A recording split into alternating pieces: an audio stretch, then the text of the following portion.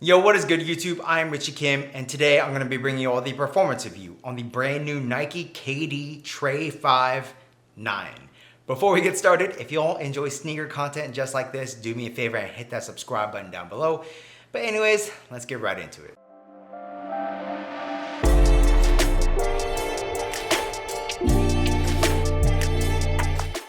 As always, starting off with the traction, the KD Trey 5.9 features like this squiggly line traction pattern. I don't know how to describe this. It's like all random squigglies throughout the outsole over here, but then up at the forefoot, you do have like this radial, semi-radial pattern. And yeah, you know, the traction on this shoe is actually really good. If you are playing on your cleaner courts, you aren't going to have any issues. You'll have a very, very great bite. However, if you are playing on your dustier courts, just be careful because you may slip out here and there. It just really depends on, you know, how dusty the court is. And you will want to maintain some wipes because dust can get stuck in the grooves on the shoe. And yeah, it'll definitely hinder the traction. So just make sure you are consistently wiping if you are playing on your average dusty to really dusty courts. And if you do that, you will have pretty good traction. Clean courts, traction is really good. Overall, I would say that the traction on the KD Trey 5.9 is pretty solid. So moving on to the cushion, just like the previous KD Trey 5 models, this shoe also features a full-length Renew midsole. And yeah, you know, for some reason to me, the Renew in here feels a little bit more firm than I believe it's like the previous two models that also have full-length Renew. It could be partially due to like this rubber caging right here on the lateral side, and on the medial side the rubber comes up here, so it may be due to that. But even in the forefoot, you know, it obviously, you know, it does thin out a little bit, but you know, it's still a little bit more firm than the previous models. Not to say it's bad or anything. You do feel a little bit of bounce, not too much. It's not like very springy, so it's just a very, very minimal amount of bounce in the heel and the forefoot, but definitely it's a more dead feeling up in the forefoot. Also, the KD Trey 5.9 does feature a forefoot zoom unit, and I can barely feel it, like maybe just a little bit. So to me personally, this isn't the most impressive cushion setup.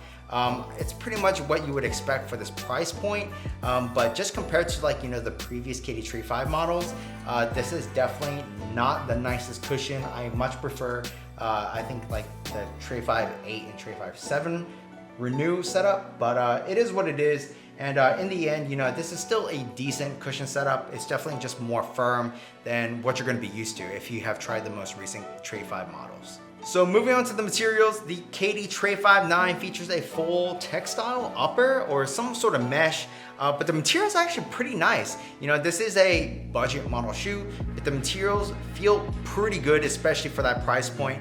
And they do conform to your foot. They feel nice to the touch, and they do the job in terms of the performance. You have this mesh upper basically throughout the whole entire shoe. Towards the back, you do have like this open screen mesh, and you know, it's also a nice feeling as well. And then on the tongue, I would say it's not the most padded tongue, but it is padded enough to where you don't feel the laces digging into your foot if you do like to crank down your laces.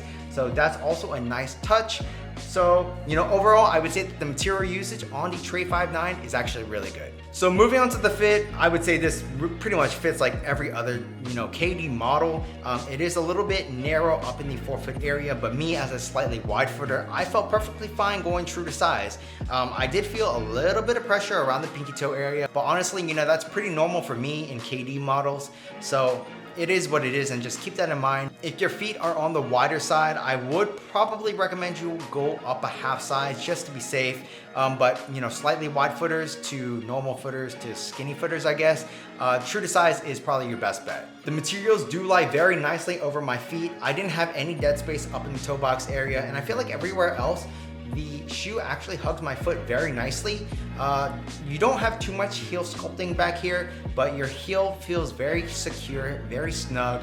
So overall, I would say that the fit in the Trey 5.9 is pretty good. So moving on to the support, I didn't have any issues with the support in this shoe. You know, there is an internal heel counter with some sculpting, and your heel isn't going anywhere. You'll feel very locked in. I didn't have any side-to-side movement on the footbed. You do sit inside the midsole just a little bit, which I think helps with that lateral containment.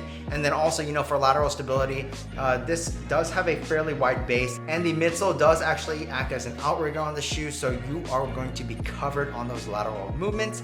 And then in terms of the torsional rigidity and stability, I'm actually not sure if there's like a midfoot shank plate in here, but as you can see, it is pretty rigid and stiff, so you are covered on that front as well. Overall, I would say that the support in the KD Trey 5.9 is, pretty standard. It has pretty much everything that you want, and then, nothing that you wouldn't. So the KD Trey 5.9 retails for $90, and for $90, I would definitely say this is a solid pickup.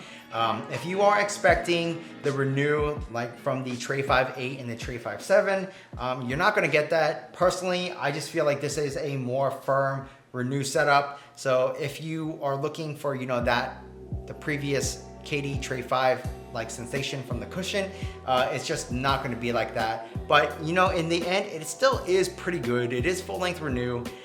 So yeah, if you don't consider the cushion as like a downgrade, which I personally do, everything else is an upgrade in my opinion. The materials are nice to the touch, and in terms of the performance, get the job done just fine. You have great support, great traction. Everything is really nice about the shoe, especially for that price, $90. This is a solid budget shoe, I guess you could call it. My only one gripe with the shoe is the cushion setup. I do wish it was, just a little bit nicer, but at least you're getting, great court feel and responsiveness out of the shoe. So yeah, for $90, as long as you aren't expecting great impact protection, I would say go ahead and pick up a pair. I don't think you'll be disappointed. That's pretty much it for this performance review. If you all like this video, do me a favor and hit that subscribe button down below. Also smash that thumbs up button for me, as it really does help me out. While you guys are at it, check out this video on my left and on my right, and that's pretty much it. Till next time, peace.